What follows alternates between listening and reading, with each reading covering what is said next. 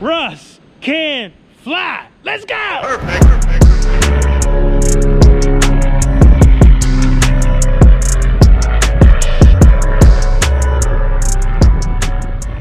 Okay, so before I, do my thing, get to the airport, get in the cockpit and hit the skies, baby. I gotta show some love to some new subscribers. I really do appreciate people following me on this journey, subscribing to the channel. So all my subscriber shout outs are special. This one is indeed special as well. So wanted to give a subscriber shout out to Autoverse TV. Autoverse, thank you for subscribing to the channel. Good luck on your written, man. I know you're taking it pretty soon, so hopefully by the time I post this video, you will smash that written and you are on your way. Also want to give a subscriber shout out to John Wingate, to my brother, Uncle Randy Thomas. Uncle Randy! What's up, brother? Hey, listen, keep playing for those brothers and sisters on those SEPTA buses. You are making a difference, brother. You keep running on and see what the end is going to be. And, of course, I want to, shout out all of my Room 11 Bible study brothers at the Enon Tabernacle Baptist Church.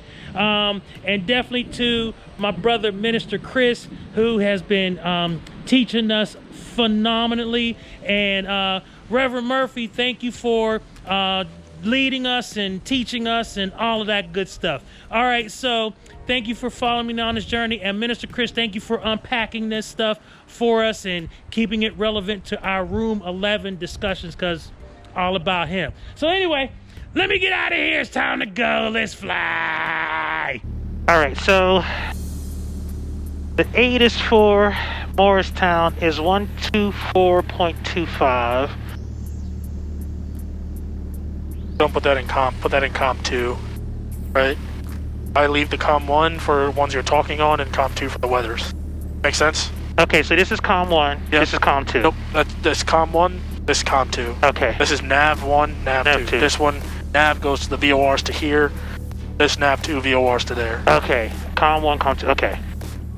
I'll just put there and then switch it. 124.25 is the ATIS. And so COM 2, I should be able to hit that. So, see what you did here, right? Transmit and receive. Now we're both transmitting and receiving on COM 2. Okay. Right? If you want to just listen to COM 2, you press, right? Like the same thing as listening. Oh, that's okay. All right. Lanes traffic, here is clear. So that way you don't ever have to change this bottom one, because you're always going to be transmitting on COM 1. Okay. And so for power, I want to put 18.1. All right, and so then I'll be able to switch. Thank you. Once you're leaving, once you're away from wings. Yeah. All right. So I think I got everything I need to do. Get myself situated here. We'll do a brake test. I'll make the call. We'll taxi on down the runway 24. So if you remember from the previous video, and if you haven't seen that one, Becoming a Pilot, go check it out, because it will really inform this video here. Because one of the things that in becoming a pilot is, doing cross-country flying to other airports. And in the progression of becoming a pilot, one of the things that I have to learn is how to work the communications equipment in the airplane to make sure that I have the right frequencies set up so that I can communicate with the right people at the right time. Not tuning into the right frequencies and not having them before I take off would make me unprepared for the time when I actually get to that airport's airspace and I have to communicate with the tower at that airport. So that's one of the things that you see me struggling with here, and that's just another part of becoming a pilot and improving my cross-country flying capabilities. We'll line it up. Check. Yeah, I would do your pre-take, most of your takeoff here. Here? Okay. Alright, so flaps are up. Mixture's full rich. Fuel tanks on both. Trim is set for takeoff. And carb heat is off. So we got doors and windows. Oh, thank you.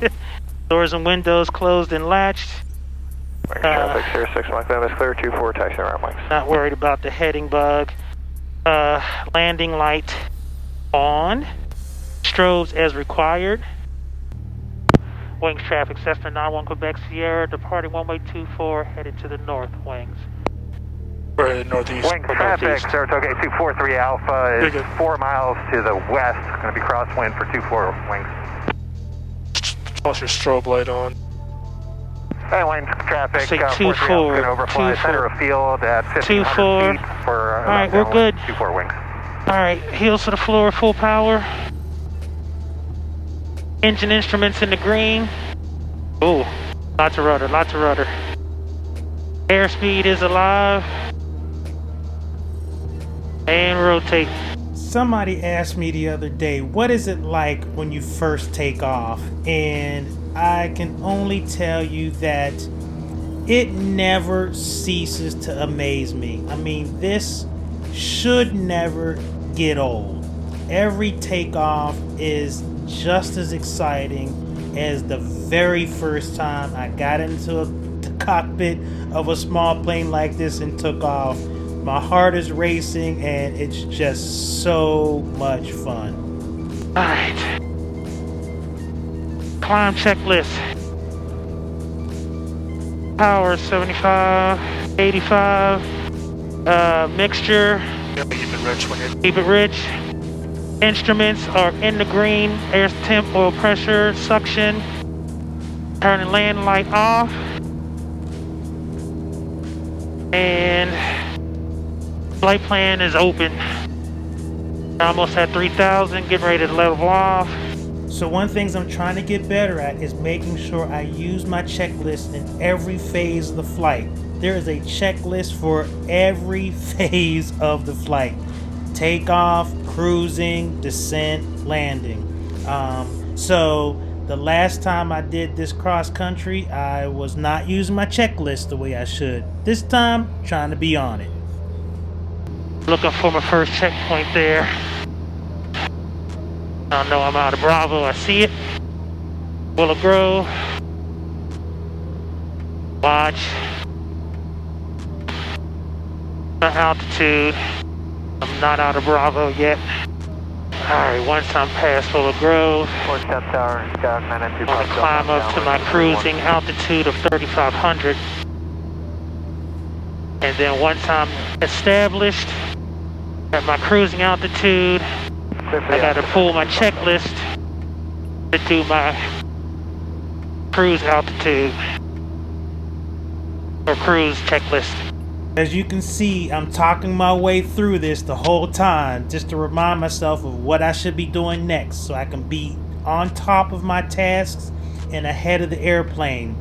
And the more you hear me talking and the less you hear my CFI talking, the better I'm doing. Climbing up to 3,500. Okay, so far this cross country is much improved over the last time. I am using my checklist appropriately. I've found my first waypoint easily. Once I've found that waypoint, Willow Grove Airfield, I can now climb up to my cruising altitude. So I'm staying ahead of the plane. Now the real test is gonna be when I have to talk to the tower. ATC communications. Alright, I'm at my cruise altitude. Everything is looking good. Alright, let's do this cruise checklist. Okay, so my power is set for cruise. My mixture, gonna lean this out. Checking the EGT. 275 heading. Alright, that looks good. And instruments.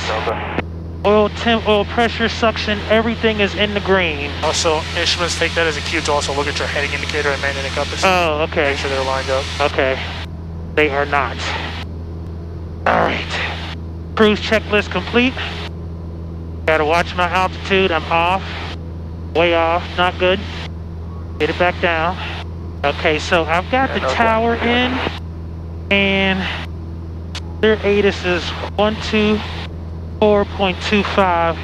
So I got that in. So I'm set for Morristown to communicate and get the ATIS. There's one more thing you can set in there, right? On the standby for COM 1. Do we need 123.0 in there, or is there another frequency you can put in there just in case? Ground. 134.2. So when they tell me to switch to ground, I'll be ready to switch to ground. Yes, sir. Alright, so I see the river. The next checkpoint is going to be very important.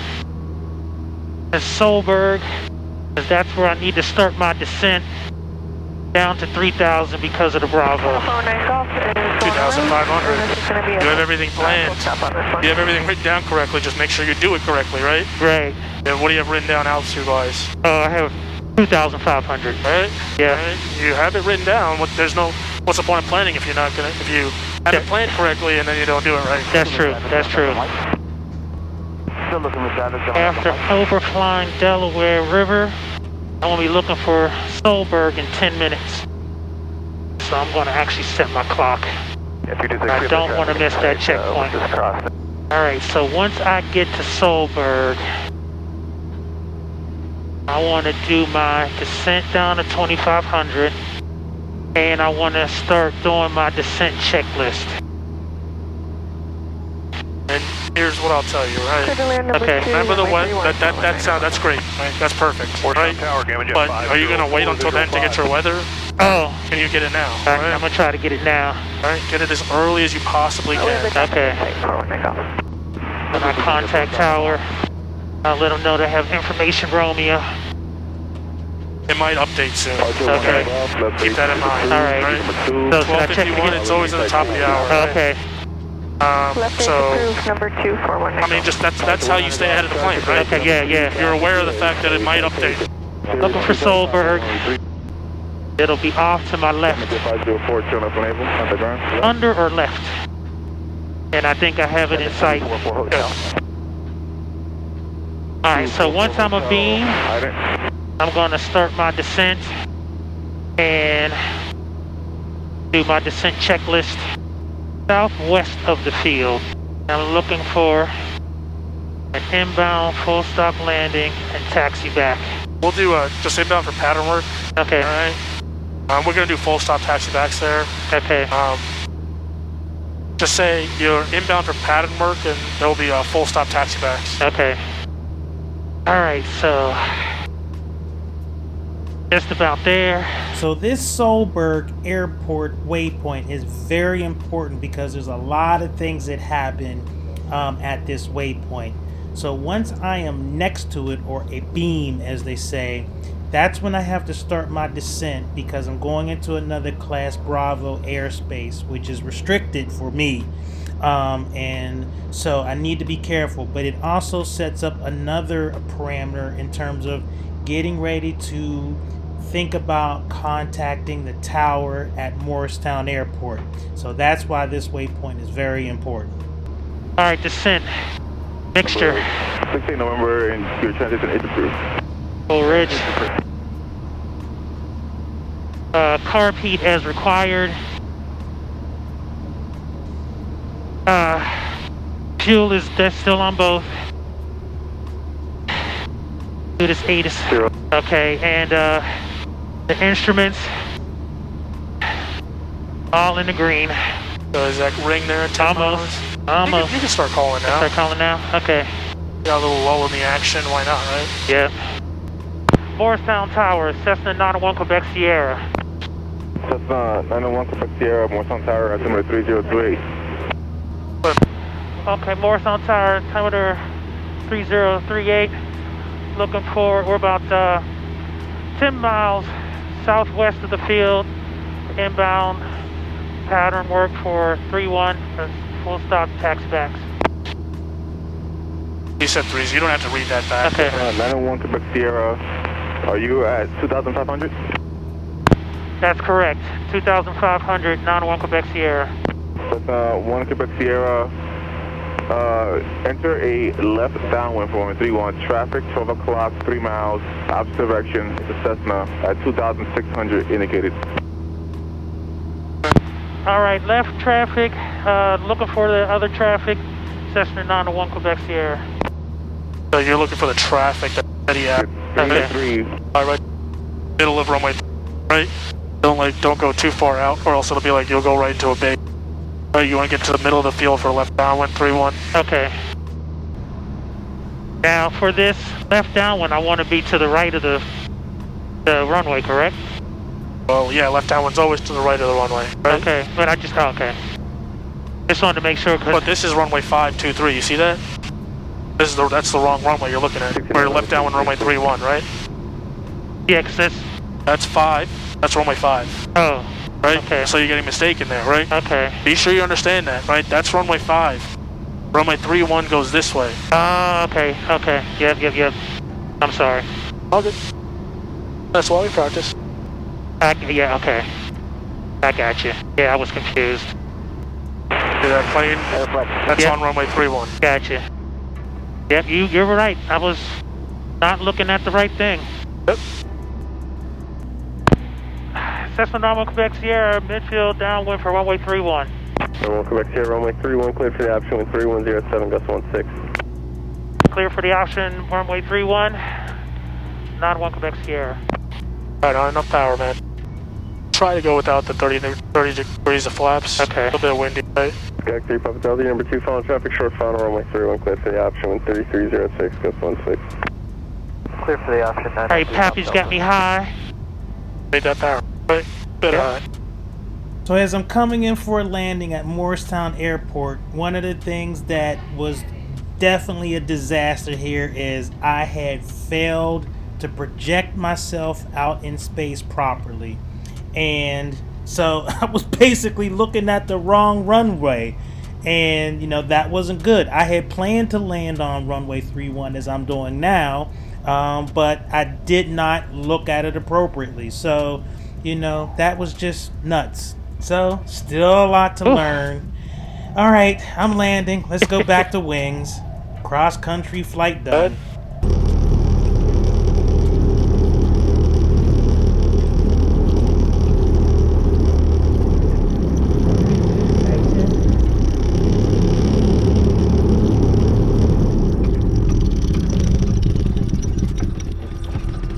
All right, so back home. So as you can see, I'm trying to get, a little better. Every time I go in, I try to get better at this journey from having learned how to fly an airplane, because Russ can't fly. But, going from just a brother who can fly an airplane to becoming a pilot. And one of the things that is kind of clear to me is all of these very clear pieces on making sure I understand how to work the radios appropriately, when to put in all of the pertinent information, and to be prepared for when I get to the next airport. The thing that really amazes me is that you have to be miles ahead of where you are. And so in order to do that, you have to be prepared. So I can't be figuring it out once I get there. I already will have been needed to be prepared, have all of the relevant information, have all of the right codes in the radios and the transponders, and be thinking clearly about what's coming out of my mouth and what I'm communicating to ATC, so that they know that I understand what is expected of me and I know what's expected of them in terms of keeping everybody safe. All right, so thank you for following me on this journey. If you have not subscribed to the channel, hook a brother up, do me a solid, subscribe to the channel, and don't forget to hit that thumbs up button, because it really does help the channel. All right, Russ can fly. I'm out. See ya.